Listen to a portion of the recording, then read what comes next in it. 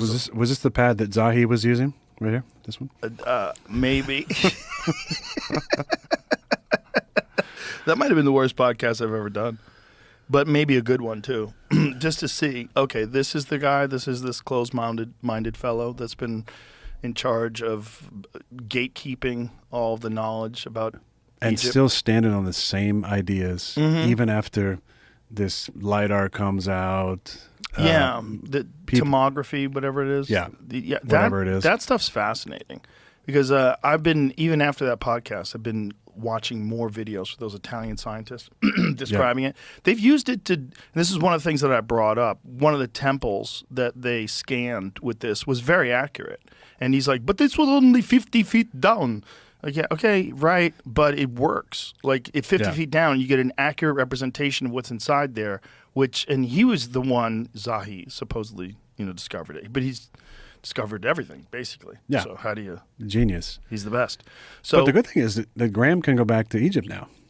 Yes. Yeah. So they patched up something. Yeah, well, that was one of the reasons why Zahi came on. Oh, really? Because Graham talked to Zahi and said, like, Zahi wants to do this. We're friends now. I was like, bring him in. Let's go.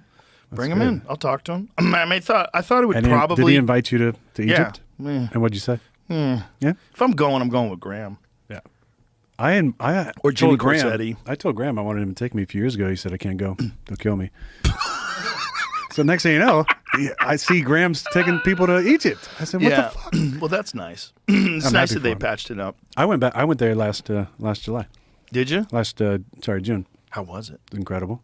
Yeah, it was incredible. Did you walk away thinking immediately, "There's a lot we don't know"? 100%. Yeah. And what they tell you is complete bullshit. Yeah. I have a friend who went there, and the archaeologist that showed him it said, this is complete bullshit. Like, the narrative is complete bullshit. Yeah. He said, the scale of it, he said the scale of it and the technology involved in construction is beyond our current understanding of how to do this. And it's not just the pyramids and the Sphinx. No. The other temples are magnificent. Not only that, there's probably a bunch of shit under the ground. I know. That's what I wanted to go see. But the cool thing was the first temple I went in was what I'd seen on Ancient Aliens, where at the very top of the temple you have one of the most famous hieroglyphs, which has a spaceship, a helicopter, and a submarine up there. As clear as you can possibly imagine. And show that. What the fuck is that? How in the... What is that? Explain that, please. Because that looks like a spaceship, that looks like a submarine, and that 100% looks like a helicopter. So weird. Egypt is the weirdest place on earth. It really is. Because but that's why it needs to be... Yeah. What the hell's underneath it? Well, I think... That one. That one right there? Yeah. I mean, what are we talking about? Come on. That's so crazy. That's a spaceship or a fighter jet. Some kind of a... That's a submarine.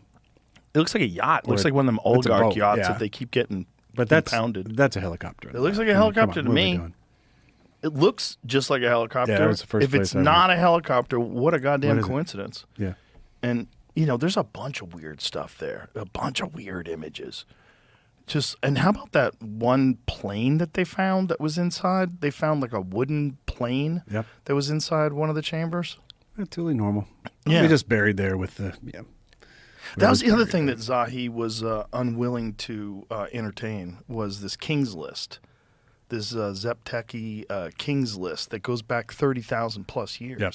They all want to pretend that that's a myth, that all the other hieroglyphs are legitimately documenting the history of the region, but when it gets past the narrative, these 30,000-year-old kings, that place has probably been there for a long fucking time. Yeah, probably hundreds of thousands of years. Which is so crazy. And it's probably built on other stuff. Yeah, yeah. Well, that's the other thing about the base of the pyramids. It's like you have to realize like there's a base there. Before they put the pyramids up, they put this insane base. And if what they're saying is accurate with these readings, that there's a structure that goes under the ground 2 kilometers, like... Yeah, what is that? If they can find that, then you have to throw everything out the window. But aren't you with me? Like, why are we not interested in that? Well, we are. But why is modern archaeology not going, yeah, let's fucking figure this shit out? Because modern archaeology forever has been saying that we have the answers. That we have the timeline. We know when Khufu built this. We know when Khafre built this. We know who did this. And they're not correct. It's not accurate. It's too weird. There's no way you have all the information. Also, where'd everybody go? Like, there's people living there, but it's clearly not the same civilization. So what happened to this insane civilization? If there wasn't a collapse of society at an immense level, if there wasn't some sort of a civilization destroying event, Yeah. then Younger where did Dryas. Yeah. what happened? How about this idea? We got a new pope. Mm-hmm. He's from the States. From Chicago. Yeah. Yeah. Let's open up the Library of the Vatican. Good luck. Good luck doing that.